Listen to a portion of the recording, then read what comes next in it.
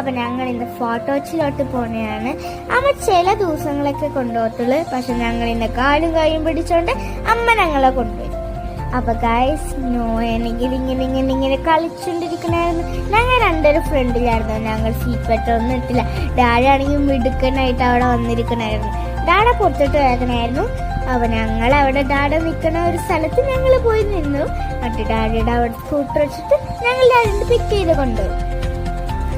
നോയാണെങ്കിൽ നല്ല രസമുണ്ടായിരുന്നു. ഞാൻ വെറുതെ ബോറടിച്ചിട്ട് അയ്യോ. എന്നിട്ട് പിന്നെ എൻ്റെ കണ്ണിലോട്ട് പോയത് ഐസ്ക്രീമുകൾ ആണെങ്കിൽ അമ്മ ഐസ്ക്രീമും കൂടി മേടിച്ചത്.